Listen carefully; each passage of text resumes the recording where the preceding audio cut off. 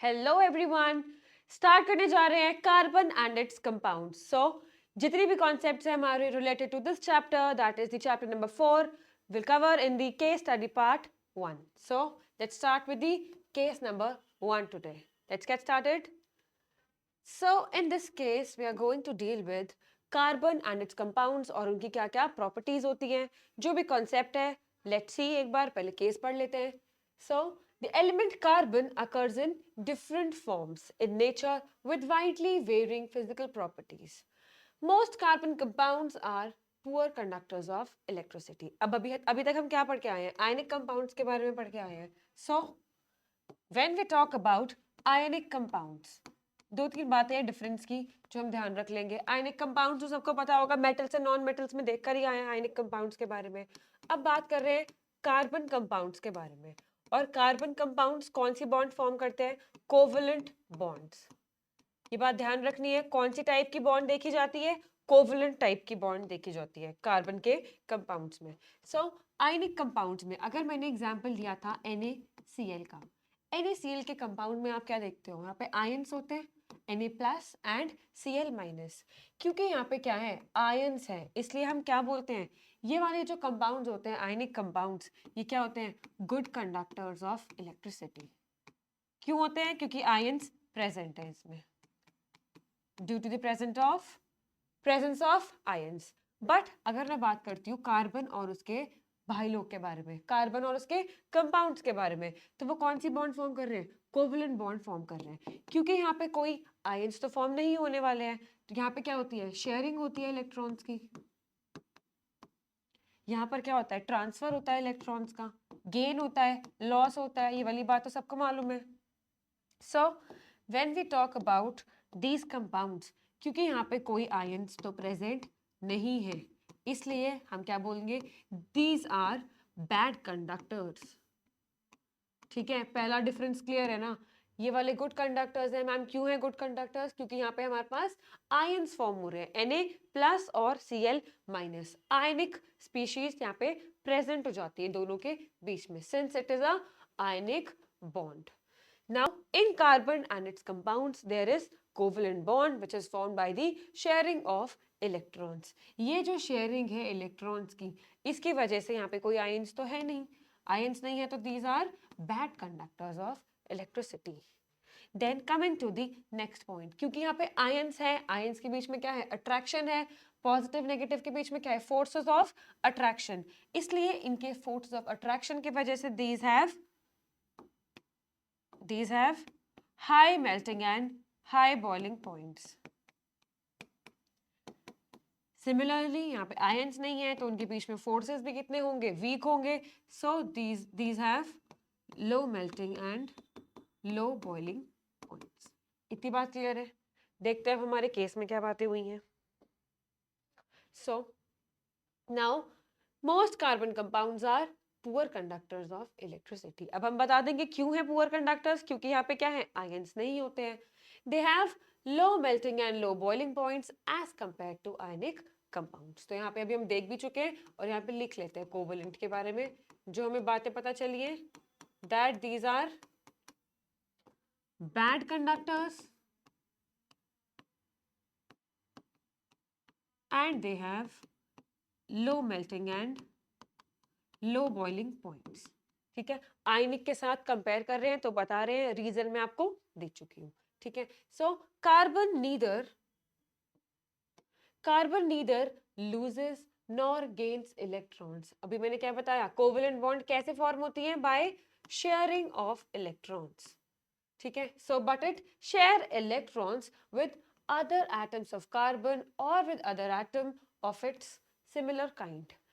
This type of bond which is formed by sharing of electrons is known as the covalent bond. जितनी information दी गई है हमने सारी क्या कर ली है? नोट डाउन कर ली है अपने वर्ड्स में. डिफरेंस बना के भी देख लिया आयनिक के साथ और उसके रीजनिंग भी यहाँ पे हमने देख ली है. इतनी इंफॉर्मेशन मिली है हमें, हमने नोट डाउन कर ली है. कोवलेंट कंपाउंड्स है तो यहाँ पे क्या होगा? शेयरिंग होगी. दूसरी बात हमने क्या बोल दी? Bad conductors. तीसरी बात क्या है? लो melting and low boiling points. ठीक है. अब देखते हैं क्वेश्चन क्या पूछता है हमसे. So now chlorine forms a diatomic molecule. हम सबको पता है क्लोरीन कैसे एग्जिस्ट करता है, Cl2 की फॉर्म में। सो दिस इज, अगर यहाँ पे हम Cl2 लिख रहे हैं तो उसको क्या बोल सकते हैं, डायएटॉमिक मॉलिक्यूल है। The electron dot structure for this molecule, अब हमें बताना है इलेक्ट्रॉन डॉट स्ट्रक्चर कैसे बनाते हैं। Electron dot structure valence electron को शो करके, ठीक है। अगर मेरे पास एक क्लोरीन है, उसका दोस्त कौन है, दूसरा क्लोरीन, क्योंकि दूसरा क्या है, डायटोमिक के, तो दोनों क्या है, सेम क्लोरीन एटम्स है। अब क्या करेंगे, क्लोरीन के क्या होता है, क्लोरीन का एटॉमिक नंबर इज 17। आप कॉन्फ़िगरेशन लिखते हो, जब आप 17 के लिए कॉन्फ़िगरेशन लिखते हो तो आप क्या लिखते हो, 2, 8 एंड 7, ठीक है। मैंने यहाँ पे क्या बात करी, जब मुझे बनाना होगा क्या, स्ट्रक्चर बनाना है इसका, किसका, डॉट स्ट्रक्चर बनाना है, तो मुझे क्या चाहिए, वैलेंस इलेक्ट्रॉन चाहिए, किसके लिए, डॉट स्ट्रक्चर बनाने के लिए, ठीक है। डॉट स्ट्रक्चर बनाने के लिए मैंने क्लोरीन की क्या लिखी है, कॉन्फ़िगरेशन लिखी है। मैंने देखा 7 इलेक्ट्रॉन मिल रहे हैं मैम, अगर 7 इलेक्ट्रॉन मिल रहे हैं तो सीधा सीधा क्या करो, चुपचाप जाके यहाँ पे शो कर दो, 1 2 3 4 5 6 एंड 7। सिमिलरली ये भी क्लोरीन का ही एटम है, इसके पास भी क्या होंगे, 7 ही इलेक्ट्रॉन्स होंगे आउटर मोस्ट शेल में। आउटर मोस्ट शेल या फिर valence shell, outer most shell मतलब बाहर वाले जो इलेक्ट्रॉन्स होंगे उन्हें हम वैलेंस शेल बोल सकते हैं, वैलेंस इलेक्ट्रॉन बोल सकते हैं, या फिर वैलेंस शेल में जो इलेक्ट्रॉन्स होंगे वो ये लास्ट वाले ही होंगे। क्लियर है इतनी बात। अब क्या करना है, हमें कोवेलेंट बॉन्ड की शेयरिंग दिखानी है। कोवेलेंट बॉन्ड की शेयरिंग दिखाने के लिए मुझे क्या करना है, क्लोरीन को चाहिए 8 इलेक्ट्रॉन, ठीक है, चाहिए इसे 8, पर इसके पास है कितने, 7। 7 से 8 पे जाने के लिए एक इलेक्ट्रॉन की कमी पड़ रही है ना, तो इसको दिख रहा है 1 2 3 4 5 6 7, अगर ये एक इलेक्ट्रॉन इसके साथ शेयर कर ले ऐसे, तो इसके पास कितने इलेक्ट्रॉन हो जाएंगे अब, 1 2 3 4 5 6 7 एंड 8। अगर ये इसके साथ क्या कर लेता है, शेयरिंग ऑफ इलेक्ट्रॉन कर लेता है, तो यहाँ पे इसके 8 इलेक्ट्रॉन पूरे हो जाते हैं। सिमिलरली अगर मैं बात करती हूँ किसकी, दूसरे क्लोरीन की, तो वो भी क्या कर लेगा, इसके साथ ये वाला एटम शेयर कर लेगा, तो दोनों को एक एक इलेक्ट्रॉन शेयर करके, यानी कि Cl बॉन्ड फॉर्म करके दोनों का क्या हो जाता है, 8 इलेक्ट्रॉन्स का कंप्लीशन हो जाता है। इतनी बात समझ आई है। सो अब वो हमें क्या बोल रहा है, 4 हमें डायग्राम्स दिए हैं, डायग्रामेटिक रिप्रेजेंटेशन दी है किसके, डॉट स्ट्रक्चर के। हमें बताना है ठीक डायग्राम कौन सा होगा। सीधा आपको क्या चेक करना है, शेयरिंग हुई है एक एक इलेक्ट्रॉन की, यहाँ पे ढूंढो एक एक इलेक्ट्रॉन, यहाँ पे तो नहीं हो सकता है, देखो कितने सारे इलेक्ट्रॉन्स हैं, यहाँ पे 3 इलेक्ट्रॉन्स शेयर्ड है, ये भी नहीं हो सकता। यहाँ पे 2 इलेक्ट्रॉन है, नहीं हो सकता। यहाँ देखो 1 2 3 4 5 6 7, सिर्फ 2 इलेक्ट्रॉन्स शेयर हुए हैं, एक इस क्लोरीन का और एक इस क्लोरीन का। यही तो वो एटम है जो हमने यहाँ पे बनाया है, C, ठीक है। तो ऐसे करके आप अपना खुद से बना लो, उसके बाद क्रॉस वेरीफाई कर लो, या फिर डायग्राम में डायरेक्टली ढूंढ लो। जब हमने डायरेक्टली ढूंढा तो यहाँ पे 6 इलेक्ट्रॉन्स शेयर्ड है दोनों में, यहाँ पे 2, यहाँ पे 4, यहाँ पे सिर्फ 2। So option C will be the correct option. Is it clear? Now talking to the next part, how many pairs of electrons are being shared between two atoms of nitrogen? बात करते हैं नाइट्रोजन की।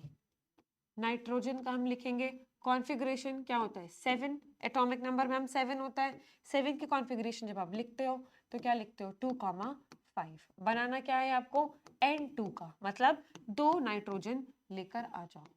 2 nitrogen जब आप लेकर आते हो, valence shell, दूसरा स्टेप क्या है, वैलेंस शेल की इलेक्ट्रॉन्स देखो 5 है, तो 5 इलेक्ट्रॉन का काउंट डालेंगे, 1 2 3 4 and 5. Similarly over here we have 1 2 3 4 5। अब यहाँ पे 5 है, हमें पसंद क्या है, हमें 8 पसंद है। हमें 8 पसंद होने के लिए इसको कितनी कमी पड़ रही है, 3 इलेक्ट्रॉन की कमी पड़ रही है, मतलब 3 इलेक्ट्रॉन इसके साथ क्या कर ले, शेयर कर ले।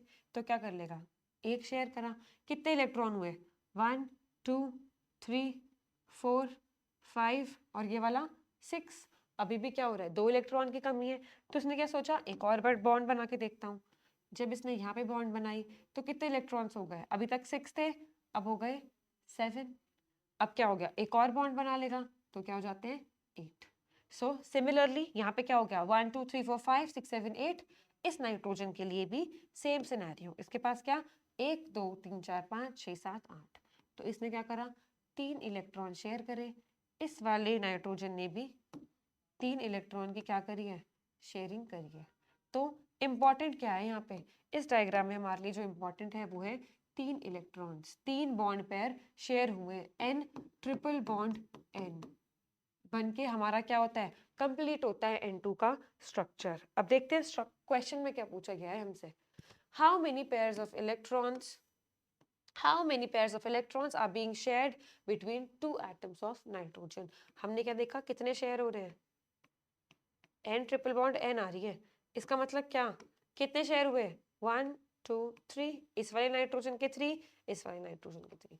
Directly we will mark the option number B. Clear है सबको, अच्छे से देख लेंगे एक बार।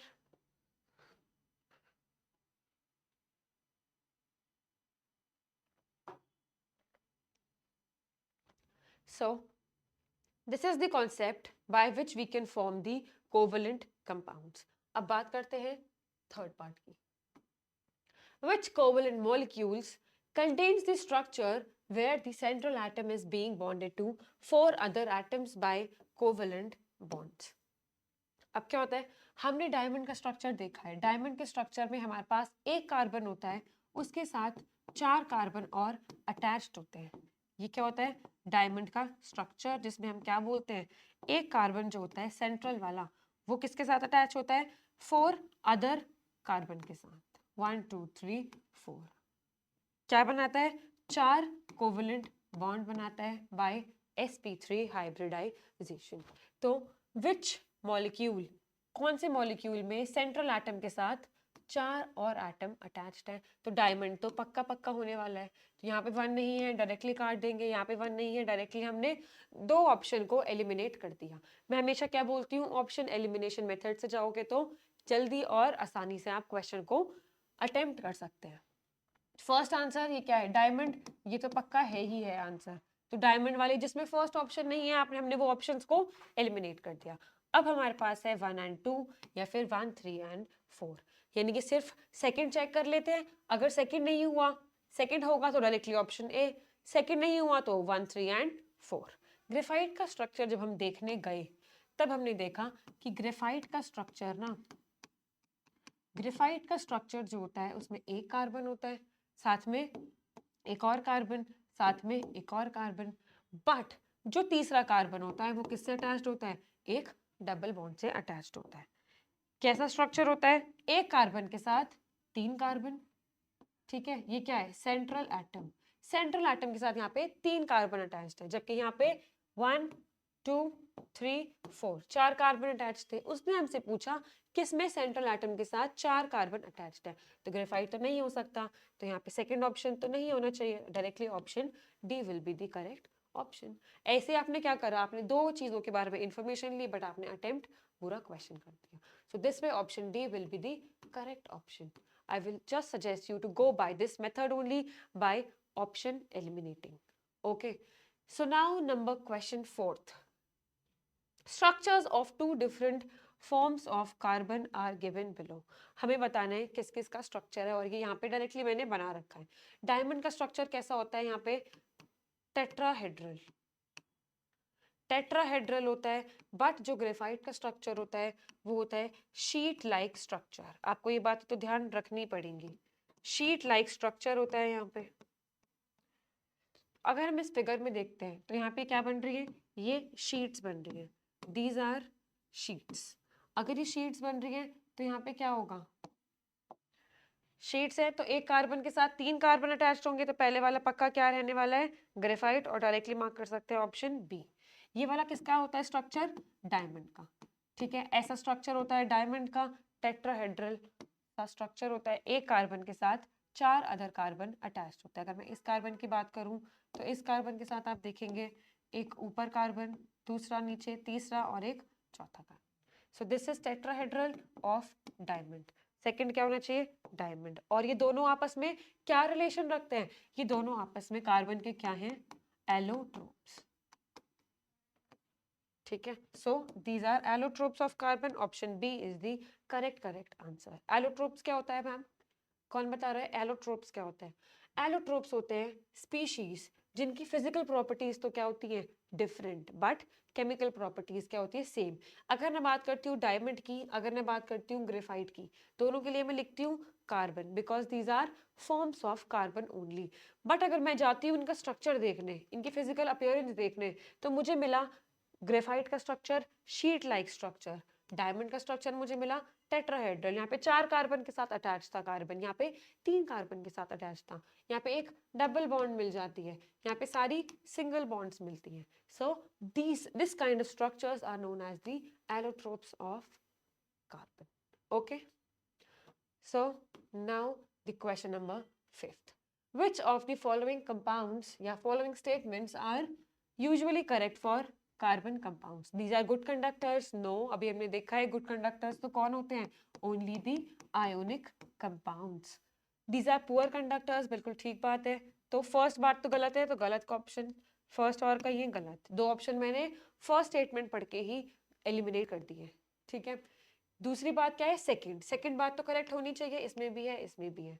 थर्ड बात पढ़ते हैं, these have very strong forces of attraction. Strong forces of attraction तो दोबारा आयनिक में होता है, तो थर्ड नहीं हो सकता, फोर्थ ठीक होगा। This way it will be second and fourth. Option number D will be the correct option. Third वाला वैसे ही गलत हो गया, आयनिक की बात हो रही है। Okay, these do not have very strong forces of attraction, बिल्कुल ठीक बात है, ज्यादा स्ट्रॉन्ग फोर्सेस ऑफ अट्रैक्शन नहीं होता, क्योंकि यहाँ पे कौन सी बॉन्ड होती है?